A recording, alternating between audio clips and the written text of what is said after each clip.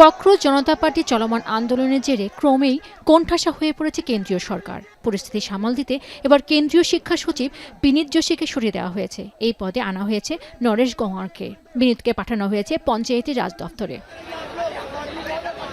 শুধু তাই নয়, বিক্ষোভকারীদের উদ্দেশ্য করে এক ভিডিও পোস্ট দেন প্রধানমন্ত্রী নরেন্দ্র মোদী। এ সময় তিনি বলেন, ফাস্ট ট্র্যাক আদালত গঠন করে নিট কাণ্ডের অপরাধীদের কঠোর শাস্তি দেওয়ার জন্য খসড়া বিল তৈরি করেছে তার সরকার। শুক্রবার এই বিষয়ে মন্ত্রিসভায় আলোচনা হবে। দোষীদের দৃষ্টান্তমূলক শাস্তির ব্যবস্থা করতে আগামী সোমবার সেই বিল সংসদে পাশ করানোর চেষ্টা করা হবে বলে জানিয়েছেন মোদী। मैंने आज फास्ट ट्रैक कोर्ट के लिए विभागों को निर्देश दिए थे। आज विभागों ने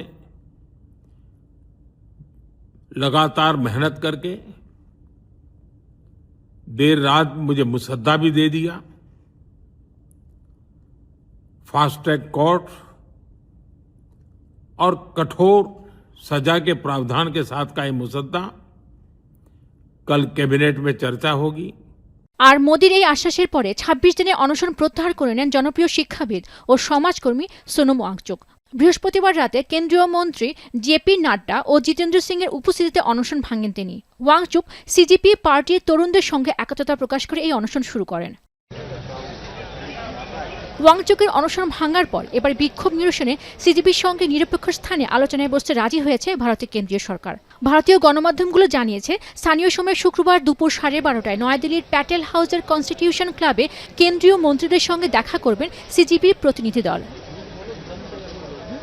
আর খবরটি নিশ্চিত করে সিজিপির প্রধান মুখপাত্র সৌরভ দাস বলেন, আলোচনায় একটি নিরপেক্ষ স্থানে সরিয়ে নিতে সরকারি সিদ্ধান্তকে তার সংগঠন স্বাগত জানিয়েছে।